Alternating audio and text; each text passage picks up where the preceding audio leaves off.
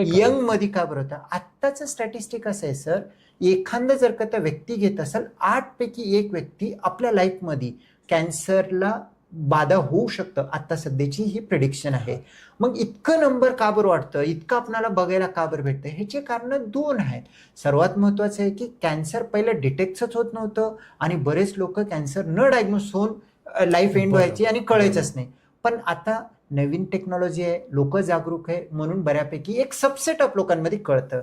आणि त्याच्यासोबत दुसरं पण इतकं खूप महत्वाचं आहे, आपली खाणे पिणे राहणी पूर्ण बिघडलेले.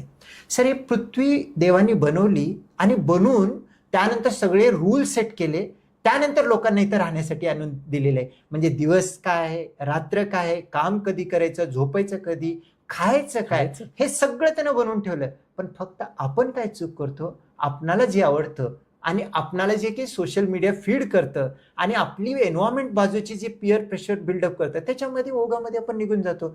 याला पिझ्झा खाल्लेला आहे, त्याच्या मुलाचा बर्थडे झालेला आहे, बाकीचे सगळेजण तिथंच पिझ्झा खाणार आहेत.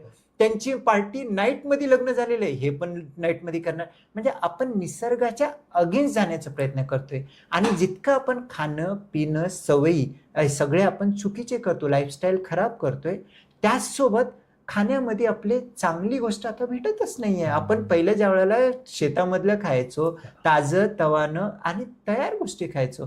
आता जे काही खातोय ते सगळं पॅक फूड, प्रोसेस फूड असतो. ह्या सगळ्या गोष्टीमुळे कॅन्सरचा एक नंबर वाढत चाललेला आहे. आणि त्यात न्यू जनरेशन जो आहे तो जास्त आणखीन वेस्टर्न लाईफस्टाईलकडे निघून चाललेलं आहे. That is also one reason की न्यू जनरेशनमध्ये कॅन्सरचा रिस्क वाढत चाललेले हे आपल्याला प्रखरतेनं दिसून येतं. कारण 30व्या वर्षीमध्ये ऍसिडिटीचा पेशंटला कॅन्सर विचार करण्याची गरजच नाहीये, पण आजकाल आपल्याला बघायला भेटतोय. तर हे कारण आहे की आपली लाईफस्टाईल, आपलं खाणं पिणं सोपं, म्हणजे देवानी बनवलेली पृथ्वी आहे, आपण इथं टेम्पररी राहण्यासाठी आलेलं आहे, आपलं काम आहे त्याचे रूल फॉलो करून त्याच्यासारखं चालणं. आपण जर का नाही केलं तर कॅन्सर तर हा एक एंड स्टेज आहे, त्याला सोडून भरपूर आजार आपल्याला सफर करावा लागतो.